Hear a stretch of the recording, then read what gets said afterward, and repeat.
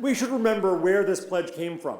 The chiefs of Google have said that the real purpose of the Don't Be Evil pledge is to give employees the license to remind their bosses of this in meetings.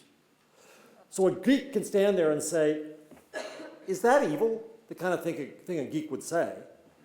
And it's useful. Imagine, ladies and gentlemen, if we had that phrase, don't be evil, chiseled over every door on Wall Street. Would we not have a better world today? In this poison process that led to the financial crisis, if just 1 or 2 or 5 or 10 people had said, taking poison mortgages or giving them, is that evil? Creating poison assets and selling them, is that evil? So I think it's important to just recognize that the rule itself is good. The fact that Google asks it is good. And we should wish that it shouldn't be special subject of a debate that a company promises not to be evil. The fact that it's special is itself a virtue. So I would like to match the 7 deadly sins with 8, I'll beat you, virtues of Google. And let's remember that virtue does leaven evil. We all mess up, right? So virtue matters. So number 1, Google has opened up, as my colleagues have said, the world's knowledge to the world, or stipulated China, most of the world's knowledge to most of the world, and that's important. It has changed our very view of facts and knowledge and accuracy. No longer do we end an argument saying, I don't know. We go to Google. Google will tell us. And it will tell us that in the blink of an eye. Now, in fact, I went to Google and I asked Google, how fast does an eye blink? And it told me in 0.3 seconds that an eye blinks in 0.3 seconds. Your life is richer now because of Google. Number 2, Google respects the wisdom of the crowd. We are too often not respected. There's a snobbishness about my old colleagues in big old media. Google doesn't have that. Google learns what it learns because it trusts us. Isn't that nice? Shouldn't companies do that? Shouldn't politicians do that? Wouldn't trust matter? Google, in its very essence, trusts us. Number 3, Google takes the wisdom of the crowd. It knows we have wisdom, and it gives it back to us. It gives us our own knowledge. Look at the Google flu trends search. It lets us know how often we search for flu and how the flu trend is coming. That is our knowledge. It's not Google's. Google shares our own knowledge with us. It gives us back. It does add value, if not to flaming cat videos, to our own wisdom. Google connects people. This is so important. We often are accused online of being antisocial. I think we've become hypersocial. I think we're more connected. I met Esther and Siva because of Google, because of searches. I looked at Google and there's Siva on the other side. And so I think the importance of Google connecting people cannot be underestimated. Our children today connect in ways across cultures we don't even know. Yes, sometimes it makes us nervous, but I think that it can only be good.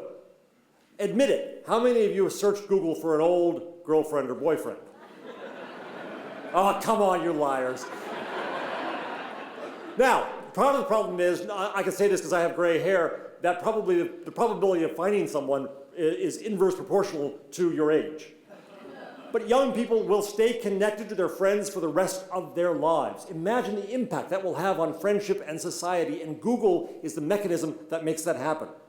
5, Google creates platforms. It is a platform that enables us to create. A recent poll said 80% of Americans think they have a book in them. We should be glad that most don't come out. But we have seen in Google that it is an age of creation, and Google creates the platforms, the tools to let us create, the means to let us pay for that. I think that's very, very important. 6, Google does have ads. Last year, I made a big $4,500 on Google ads. I shouldn't have quit the day job, I know. But if you want to compare, my dear colleagues on the other side, the view of Google toward its advertising structure, compare it to a monopoly newspaper, which set the price, which set its own rules, which allowed you to only do so many things with their space. Well, no, we can do what we want with our ads. We can start whole businesses with it. We can create movements with it. We can be found with it. That's important. And I believe that Google Ads will help support the future even of news. 7, Google.org, the foundation started by Google, is supported by 1% of the equity and 1% of the profits of the company.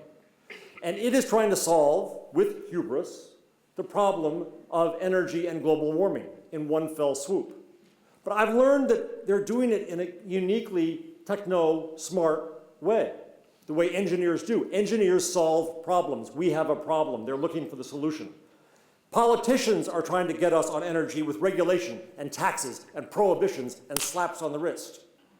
Google is giving this investment and innovation and invention.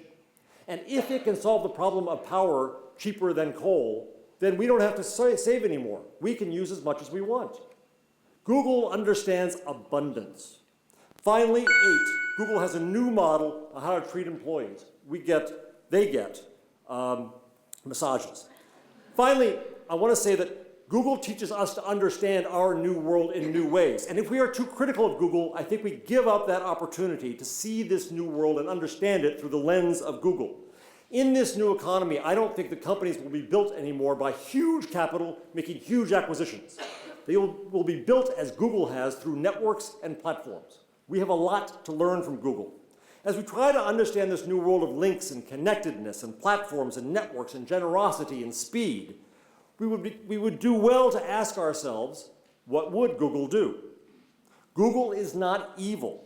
In the examples it gives, and in the fact that it vows not to be evil, Google is a model to us all. Our world is better off because we have Google. So please, have a moment of decency and vote against the motion.